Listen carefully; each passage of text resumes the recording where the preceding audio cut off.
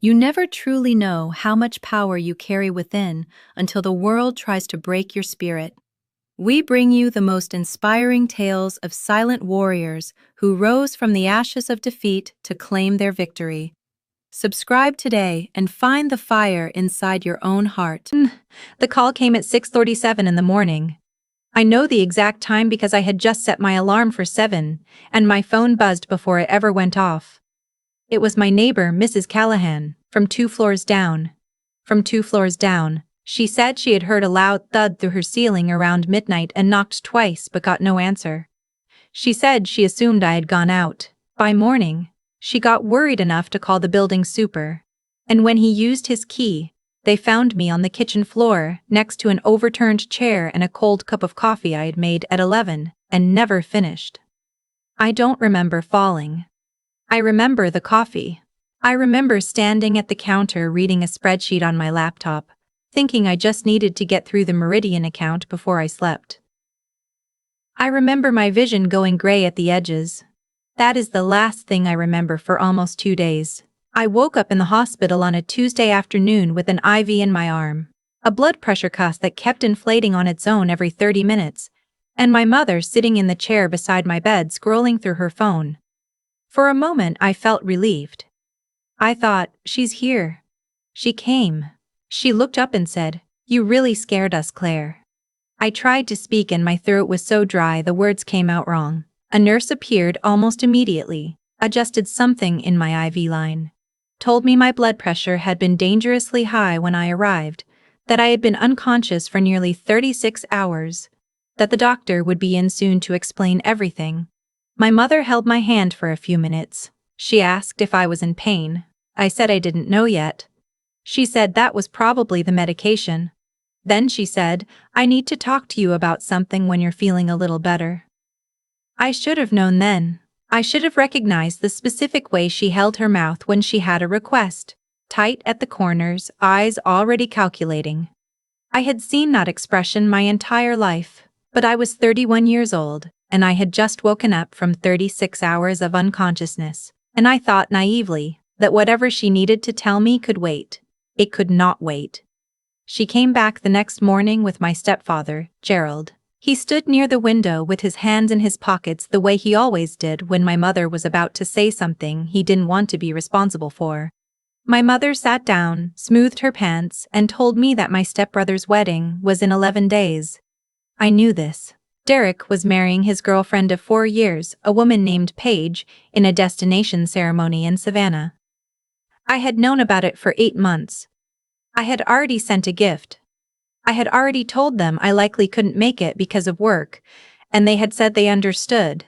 "We already have the flights," my mother said. "Non-refundable." I looked at her. I looked at Gerald. I said, "I'm in the hospital." "The doctor said your numbers are stabilizing," she said.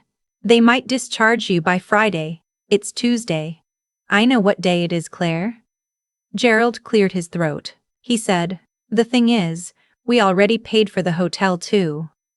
I want to be very clear about what happened next, because I have told this story to a therapist, to my best friend, and to my cousin, and each time I tell it I still cannot fully explain the specific feeling of lying in a hospital bed, with monitors attached to my chest and listening to your mother explain why she cannot stay.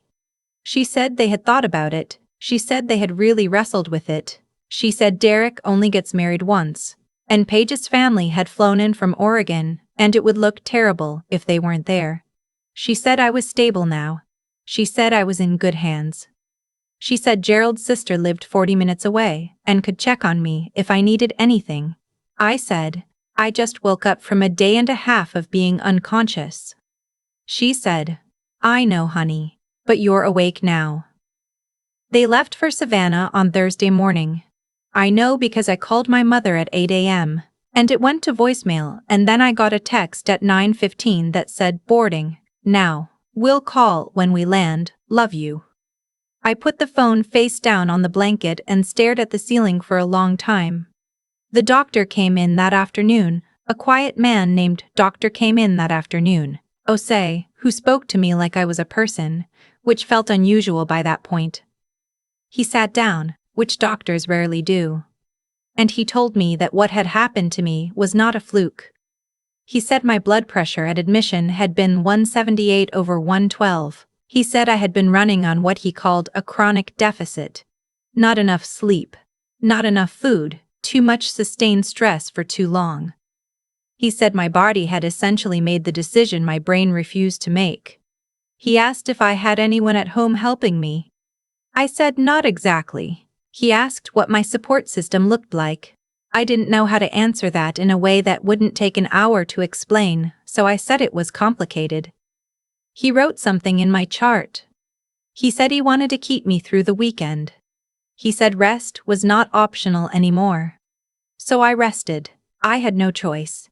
And in the silence of that hospital room, with no spreadsheets to open and no emails to answer and no one calling to ask me for anything, I had nothing to do but think. And thinking, it turned out, was the most dangerous thing that had happened to me all week. Let me tell you about the money. It started when I was 24. My mother called me 2 months after I started my first real job, a junior accounting position at a firm downtown that paid me $47,000 a year, which felt enormous at the time. And she said Gerald had been laid off, and they were 2 months behind on their mortgage. She said they just needed a bridge, just enough to cover one payment while he found something new. She'd pay me back by the end of the quarter. I sent $1,400. Gerald found a new job. She did not pay me back by the end of the quarter. When I brought it up gently, 4 months later, she said she thought I understood it was a gift. I said I hadn't understood that. She said, after everything we've done for you, Claire. I didn't think we needed to spell it out. That was the sentence. After everything we've done for you. I heard it so many times over the next 7 years that I could anticipate it before she finished the second word. It was the key that unlocked my bank account every single time. The requests came in rhythms I eventually learned to recognize. There would be 2 or 3 months of normal, phone calls about nothing. Sunday dinners when I visited. My mother asking about work in a way that sounded almost like interest. And then the rhythm would shift, the calls would get a little warmer, a little more frequent, and I would know before she said anything that something was coming. Derek needed help with a security deposit, $1,900. Gerald's truck needed a transmission, $1,800. My mother wanted to redo the kitchen before she hosted Thanksgiving and had already ordered the cabinets. $3,200, and could I just put it on my card because her credit was temporarily complicated? I kept a spreadsheet. I know how that sounds, but I am an accountant by training, and I needed to see the numbers because part of me kept hoping that when I added them up, they would be smaller than they felt. By the time I was lying in that hospital bed, the spreadsheet showed $74,000 over 7 years. $74,000. That is not a rounding error. That is a down payment on a house. That is the retirement contributions I had not made. That is the reason I was still renting a studio apartment at 31 and working 11-hour days and eating crackers at my desk at midnight and collapsing on my kitchen floor before a cold cup of coffee I never got to drink. I had tried to say no. I want to be honest about that, because the easiest version of this story makes me sound passive, and I was not entirely passive. I said no in the spring of the year. I turned 28. Gerald wanted $5,000 to invest in a friend's business, and I said I didn't have it. My mother called me 3 times that day. The third call, she cried. She said she didn't raise me to turn my back on family. She said she had given up a promotion once to be home when I had the flu in 6th grade. I don't actually remember her being home that day, but I could not prove she wasn't. I sent the $5,000. The difference between me and Paige is that Paige knew how to stay separate. She was pleasant to me at family dinners. Polite, but she had a clean kind of boundary that I recognized and envied. She never handed over her credit card. She never answered calls after 9 at night. Derek had picked someone who knew how to protect what was hers, and I watched them together and thought, I don't know how she does that. I genuinely did not know. It's strange to learn about yourself in a hospital. On Saturday, a nurse I hadn't met before came in to check my chart. Her name was Denise. She was efficient, not unkind, and when she noted that I hadn't eaten much of my dinner the night before, she asked if I was doing okay. I said I was fine. She looked at me the way nurses sometimes look at you when they know the word fine is doing a lot of work, and she said, "You've had no visitors the last 3 days. That's hard." I said my family was out of town. She said, That was all. Just, But something about the way she said it made my eyes sting unexpectedly, and I looked at the window until the feeling passed. What I did not tell Denise was that the only person who had visited me was my friend Renata, who drove 45 minutes from her house on Friday night, and brought me a turkey sandwich from the place I liked, and sat with me for 2 hours and did not once mention anything she needed from me. Renata, who had texted me every single day since she found out what happened. Renata, who had called my mother when she heard I was in the hospital, and who told me later, carefully, that my mother had said, "I know, it's so stressful," and then asked Renata if she knew a good caterer in Savannah. I asked Renata to repeat that. She repeated it. I lay in my hospital bed that Saturday night, and I did the kind of math you can't do on a spreadsheet. I thought about the cumulative weight of 7 years of after everything we've done for you, and I didn't think we needed to spell it out, and you're stable now, honey. I thought about the fact that I had sent my mother $74,000, and she could not cancel a hotel reservation. I thought about what I was actually buying with all that money, and I could not identify a single thing I had received in return that I could point to and say, "There, that was worth it." Not one. I was discharged on Monday. A different nurse went through my release paperwork and gave me a list of dietary changes and a prescription, and a referral to a cardiologist and another referral to a her words, someone to talk to. I signed everything and called a car because I had no one to pick me up. My mother called on Wednesday. She said Savannah had been beautiful. The ceremony was on a rooftop overlooking the river. Paige's dress was stunning. She wished I could have been there. She asked how I was feeling. I said I was okay. She said, "Good, because I wanted to ask you something." I already knew. She said Derek and Paige were looking at houses. She said the market was complicated.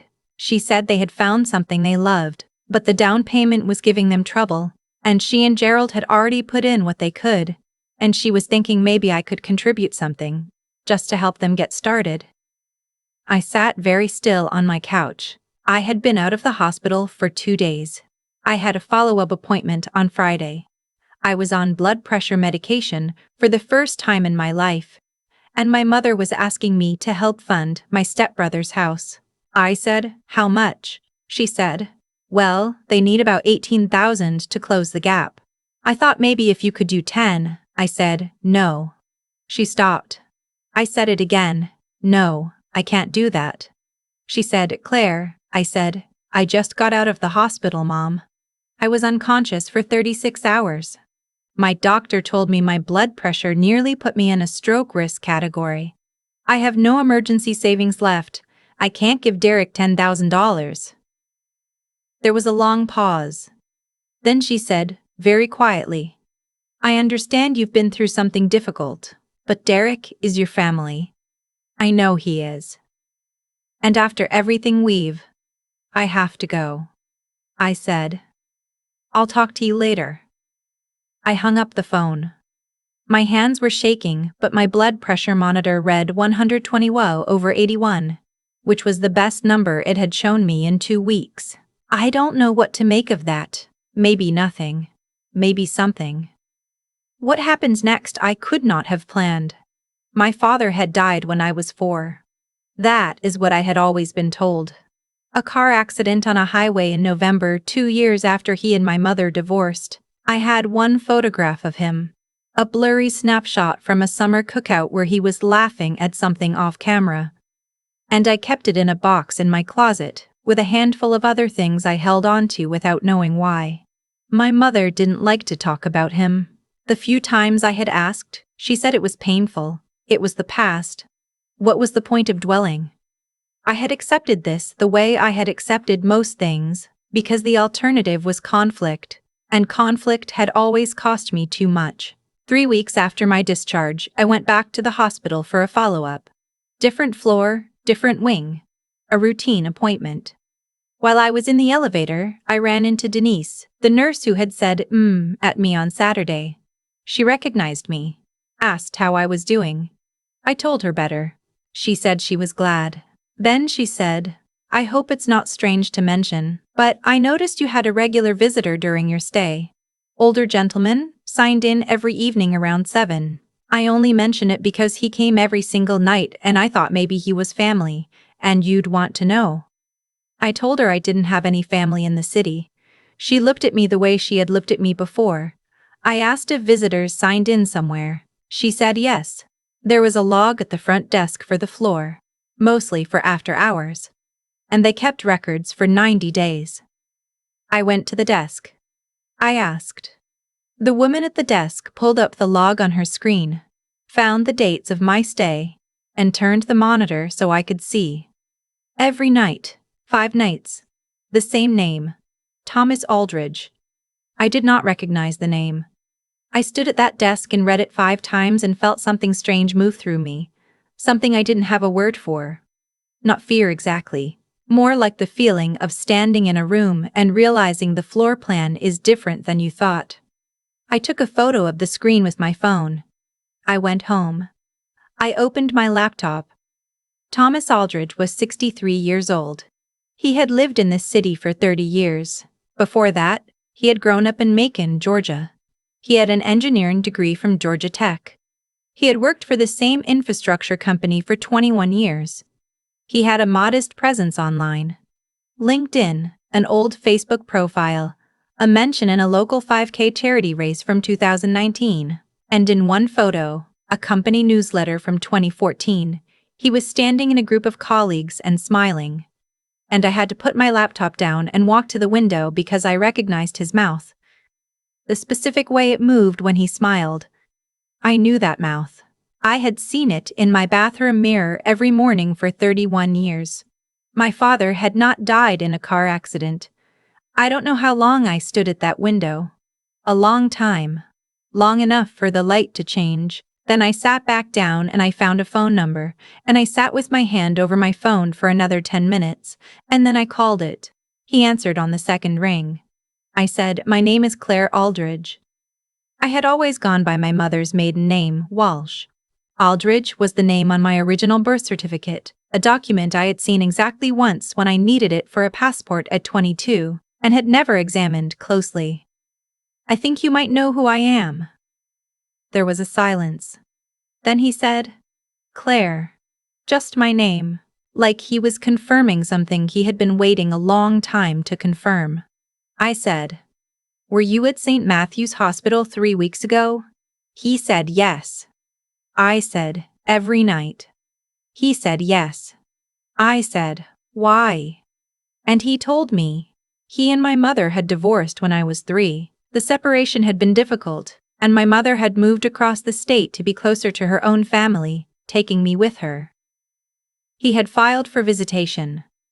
My mother had told the court that he was unstable, that he had a drinking problem, that she feared for my safety. He said none of it was true, but he was 26 and she had a better lawyer and he lost. He said he spent 4 years appealing and petitioning and calling attorneys who told him his options were limited.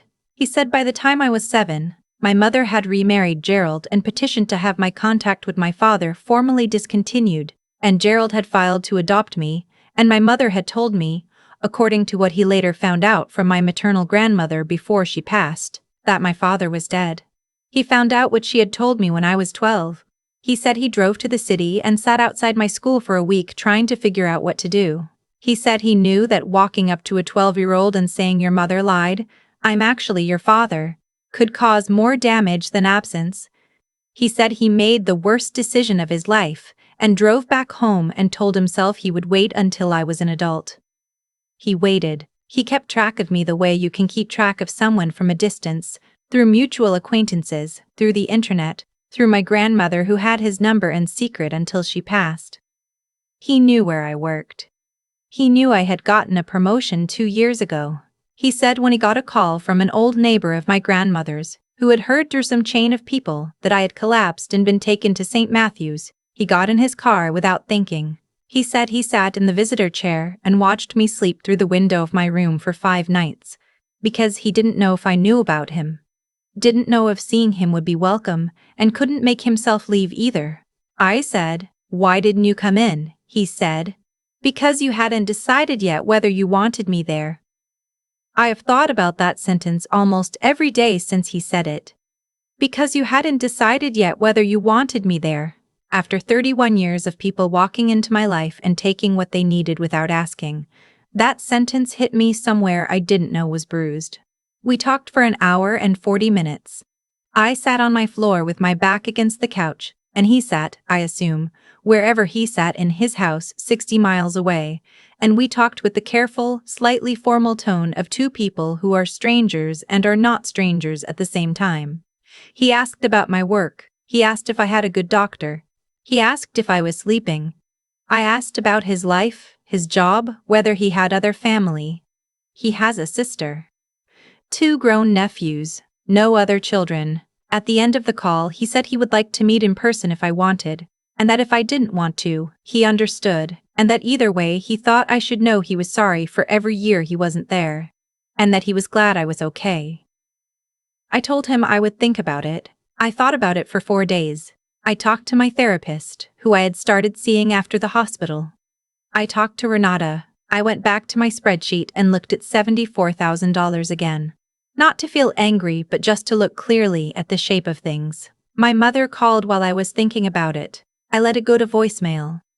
She said she hoped I was feeling better, and that she and Gerald were planning a trip to visit Derek and Paige in the spring, and it would be nice if I came. Make it a real family thing. She said the house was going to be lovely. They had found a great deal. She didn't mention the $10,000. She never mentioned things she didn't get. They just disappeared from the conversation as if they had never happened. I called Thomas back on a Thursday evening. I said I wanted to meet. He said, "Tell me when and where and I'll be there." We met at a diner halfway between our cities on a Saturday in October when the trees along the highway were just starting to turn. I got there first and took a corner booth and ordered coffee and sat with my hands around the mug. When he walked in, I recognized him immediately. Not just from the photos but from the mirror. From the specific way he held his shoulders. And I thought, there it is. There's where I come from. We shook hands because neither of us knew what else to do, and then we both laughed a little and it broke the formality enough that we could talk like people. He brought a folder. Inside were copies of court documents, visitation filings, letters he had written that had been returned unopened. He didn't present them defensively. He just set them on the table and said I could look at them if I wanted, or not. He said he wasn't trying to relitigate anything. He just thought I had a right to see what had actually happened. I looked at them. I looked at the letters addressed to me in a handwriting I didn't know. Birthday cards returned unopened. A letter when I graduated high school. A letter when I turned 21. He had kept copies of everything. He had never stopped trying for years, and then he had stopped because a woman at a family services office told him that consistent unwanted contact with a minor could actually harm the child, and he had believed her, and he had lived with that decision ever since. I sat in that corner booth for 3 hours. I cried once, briefly, over my second cup of coffee, and he handed me a napkin without making a production of it, and I appreciated that more than I can say. I did not call my mother that day. I drove home and I cleaned my apartment and I made actual food for dinner and I sat on my couch and felt something I had trouble naming at first. It took me a while to recognize it because I wasn't very familiar with it. It was quiet, a real quiet, not the exhausted silence of someone who has run out of resources, something more like peace. I have not given my mother money since the phone call from the hospital. I have not answered the requests, which have not stopped coming. There was one in November about a leak in the basement, one in January about a car repair, one in February that didn't even come with an explanation, just a Venmo request for $600 that I declined without responding. Each time I decline, I notice my blood pressure is fine. I had dinner with Thomas last month. His sister joined us, an easy woman in her late 50s named Patricia. who shook my hand and said, "We've been hoping for this for a long time." And I didn't know what to do with the warmth in her voice, so I just said thank you. Afterward, Thomas walked me to my car and we stood in the parking lot, and he asked if I was doing okay, really okay, and I said I thought I was getting there. He said that was enough. He said getting there was exactly right. I go to therapy every other week. I sleep 7 hours most nights now. My blood pressure runs normal. I contributed to my 401k for the first time last year, a real contribution, not a token one. And I sat with the confirmation email for a full minute before I closed it. I am not healed. I don't think that's how it works. There are still mornings when I reach for my phone to call my mother, and I catch myself and have to sit with the complicated grief of loving someone who was never going to love you back the way you needed.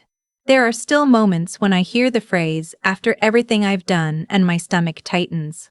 I am still learning, at 31, what it feels like to be in a room where no one is calculating what I owe them. But I know this: the man who never had the legal right to be my father sat outside a hospital room for 5 consecutive nights because he couldn't make himself leave. And the woman who raised me left on a Thursday morning while I was still attached to an IV because the tickets were non-refundable. I think about that a lot. What people do when no one is making them do anything. What that tells you about who they actually are. Mrs. Callahan, my neighbor, stopped me in the hallway last week. She asked how I was. I told her I was doing really well. She said she was glad, that she had thought about me often since that morning. She said she hoped I had people looking after me. I told her I was working on it. She patted my arm. She said, "Good girl." I rode the elevator up to my floor and unlocked my apartment and stood in my kitchen for a moment, just standing there, in the quiet. My coffee was hot. I drank all of it.